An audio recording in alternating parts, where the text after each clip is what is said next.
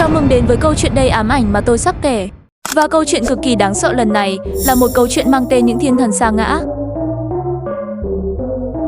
Người ta thường nói rằng sắc đẹp của một ai đó tựa như thiên thần thì chắc chắn thật sự người đó rất đẹp. Thế nhưng thực tế, thiên thần trong Kinh Thánh được mô tả rằng ngoại hình của họ khác xa với chúng ta tưởng tượng, cực kỳ kinh dị và đáng sợ. Trong câu chuyện sau đây, tại quận Mubezi, Mỹ, kể về một cậu bé ở nhà một mình nằm vùng ngoại ô hẻo lánh, và cậu bé đó đã thấy một sinh vật cao gần 8 feet. Chính phủ đặt tên cho chúng là những thiên thần sa ngã. Được rồi, giờ ta hãy hóa thân thành cậu bé đó và chạm trán với thiên thần sa ngã. Câu chuyện kinh dị, thiên thần sa ngã.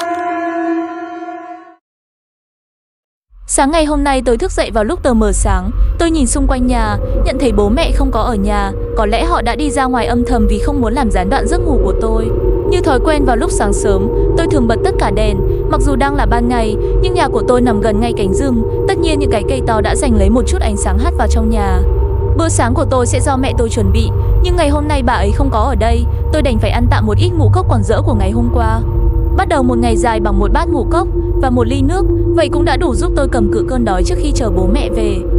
Một ngày vẫn như mọi ngày, mỗi khi tôi mở rèm cửa sổ, tôi đều thấy duy nhất hai thứ, cây và cỏ. Tôi tự hỏi nhiều lần với chính mình rằng tại sao bố mẹ lại sinh sống ở một nơi hoang vu như thế này. Dù gì tôi cũng chỉ là một đứa trẻ, giá như có hàng xóm kế bên nhà thì cũng đỡ chán hơn phần nào. Được rồi, mỗi khi mẹ tôi vắng nhà, bà ấy sẽ dán một tờ ghi chú về những việc tôi cần làm ngay cửa tủ lạnh. Tôi đã từng nghe bà ấy bảo khi ở nhà một mình, hãy làm việc nhà và việc riêng, nó sẽ rèn luyện cho tôi một tính cách tự lập ngay khi còn nhỏ. Khi tôi vẫn đang chú ý vào tờ ghi chú, điện thoại bàn reo chuông. Tôi dám chắc rằng chắc hẳn bố mẹ gọi cho tôi, nhưng không, là thằng bạn của tôi, tên của nó là Benson. Cậu ấy có tính cách nổi loạn, nhưng rất tốt với đám bạn. Tôi cũng không ngoại lệ. Cậu ta đề cập về việc đêm nay sẽ ghé qua nhà tôi để quậy tưng bừng khi phụ huynh vắng nhà. Tôi cũng là một đứa ham chơi, nên rất lâu mới có dịp bố mẹ không có ở nhà như lần này. Tôi đã đồng ý với cậu ta một cách dứt khoát. Sau đó tôi cúp máy. Đồng thời tôi nhận được một tin nhắn của bố mẹ. Họ nói rằng đêm nay tôi phải cho bữa ăn và có thể họ không về kịp trong ngày. Lúc này tôi cảm thấy thật là tuyệt khi đêm nay tôi có thể quẩy cùng đám bạn ngay trong nhà tôi. Giờ thì tôi nên đổ rác và sau đó sẽ làm bài tập về nhà.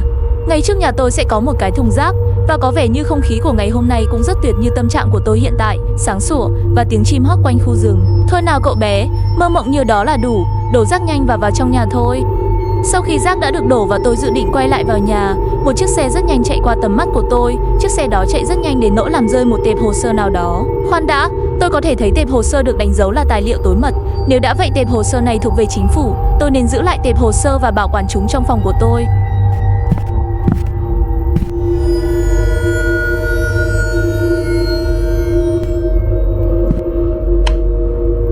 Tôi thề với Chúa rằng tôi vừa thấy bóng ai đó đứng ở giữa hành lang tầng 1.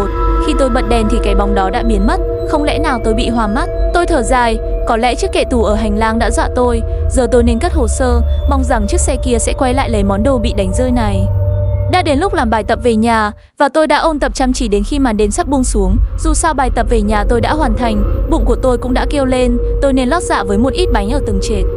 Trong khi miệng tôi vẫn còn đang ngấu nghiến những miếng bánh, tôi nhận được một cuộc gọi từ ai đó. Tôi nhấc máy và tôi chỉ nghe được một tiếng thở nặng nề từ đầu dây bên kia. Một lúc sau, người đó cất giọng.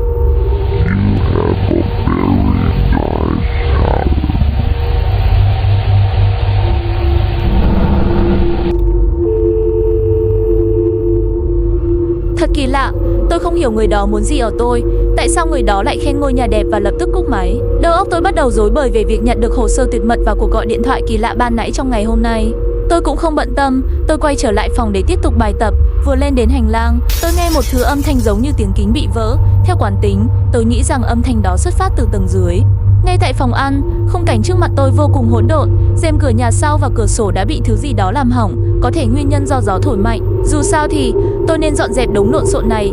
Bố mẹ tôi chắc chắn sẽ mắng tôi một trận nếu họ có ở đây. Mất gần 15 phút để tôi dọn dẹp sạch mọi thứ. Tôi mong rằng bố mẹ tôi họ sẽ không tức giận chỉ vì cái rèm cửa. Giờ thì tôi phải tiếp tục bài tập về nhà còn đang dang dở. Vài giờ đồng hồ, cuối cùng toàn bộ bài tập tôi đã làm xong. Ngay sau đó, cơn buồn ngủ vì mệt mỏi đã tìm đến tôi, và thế là tôi ngủ thiếp đi trên bàn học.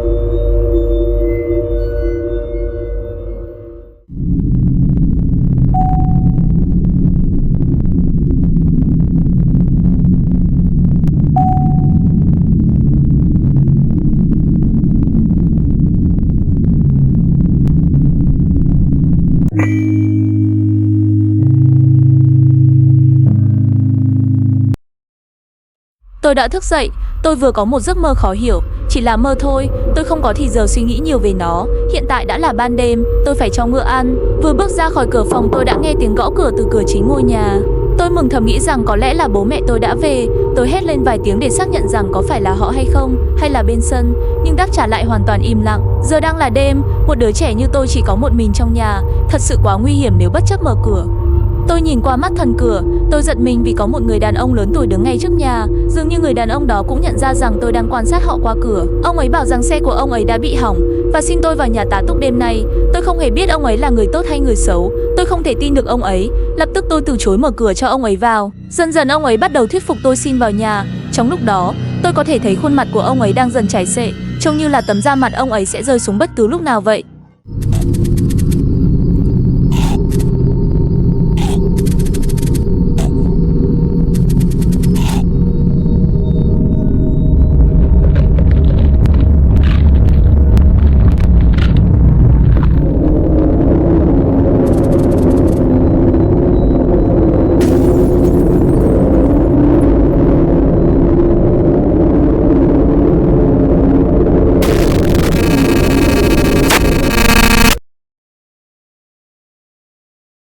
Tôi nói thầm trong miệng, cô chúa tôi, ông ấy là cái thứ quái quỷ gì vậy? Sau đó tôi trầm ngâm suy nghĩ, có lẽ nào là do bên sân đang trêu ghẹo tôi cá là cậu ta đang muốn dọa tôi chết khiếp.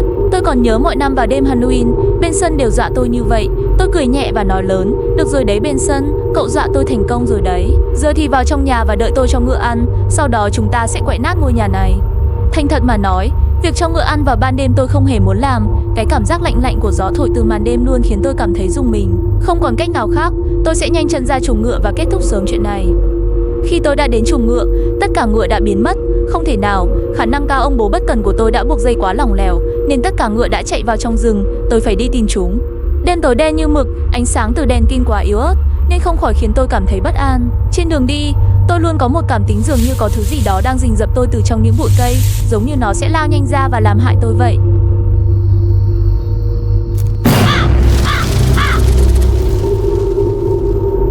Chết tiệt, những con quạ ngu ngốc. Tôi suýt ngất đi vì đám quạ từ đâu bay ra. Càng tiến sâu vào rừng, tôi càng nhận ra khu rừng này không có điểm dừng. Thậm chí tôi không còn nhớ tôi đã đi bao xa. Một khoảng thời gian sau, tôi cũng đã thấy được dấu hiệu của ngựa, và tôi sắp nôn ra bữa sáng ngày hôm nay. Thứ tôi thấy không phải là ngựa, mà là một đống thịt trộn lẫn với máu đã bị thối rữa từ khi nào. Dù chỉ là đống thịt thối, nhưng tôi vẫn biết chính xác đây là con ngựa mà tôi đã nuôi nấng nó từ bé. Thứ gì đó đã ăn mất con ngựa của tôi.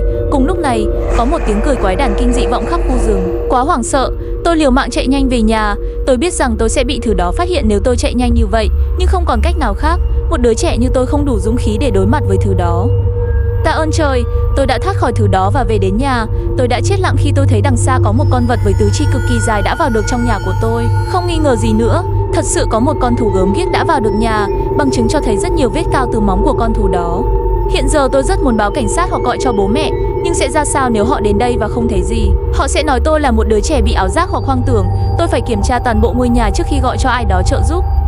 Có lẽ nào do tôi xem quá nhiều phim kinh dị, nên những gì tôi thấy chỉ là những chi tiết ở trong phim. Tôi đã kiểm tra toàn bộ ngôi nhà nhưng không có gì bất thường. Bỗng dưng trong đầu tôi hiện lên một suy nghĩ, thế còn về hồ sơ tuyệt mật thì sao? Không chừng tôi có thể biết được thứ gì đó khi xem chúng. Hồ sơ mật ghi rằng đã có 2 đối tượng thử nghiệm trốn thoát khỏi khu cách ly. Hiện giờ chưa tìm ra được tung tích 2 thí nghiệm đó, và chính phủ đặt tên cho chúng là thiên thần sa ngã. Nghĩ kỹ lại, ngựa của tôi đã bị ăn một cách dã man và có vết cào ở sàn nhà, rất có khả năng chính là thứ đó làm. Thiên thần sa ngã nghe có vẻ đáng sợ, nhưng thật sự giờ rất trễ. Tôi quá mệt đến nỗi không muốn đi đánh răng. Rõ ràng tôi không tìm thấy thứ đó ở trong nhà, nên có lẽ tôi sẽ yên tâm leo lên giường để ngủ một giấc đến sáng.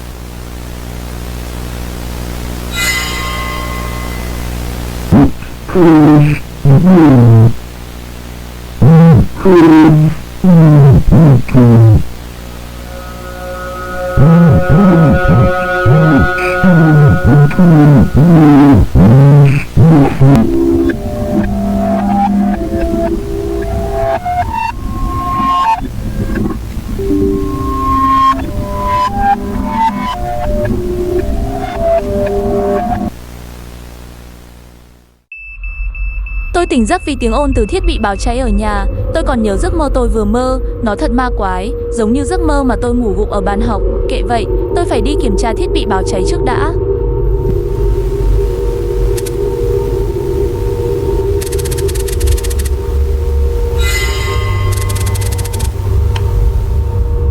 Chờ đã, tôi vừa thấy một cánh tay dài đã tắt đèn phòng của bố mẹ. Kỳ lạ, không có ai bên trong. Tôi không hiểu cả ngày hôm nay đến bây giờ tôi lại gặp nhiều điều kỳ quái đến vậy. Tôi thở dài, trước khi ngủ tôi cần đi vệ sinh, nếu không tôi sẽ ra quần mất. Sau khi tôi giải quyết xong, vẫn lại là tiếng cười kinh dị của thứ đó. Nó lại đến, chính là thiên thần sa ngã. Được rồi, tôi cần bình tĩnh, tôi sẽ trốn trong tủ quần áo. Câu thần linh nó sẽ không phát hiện ra tôi.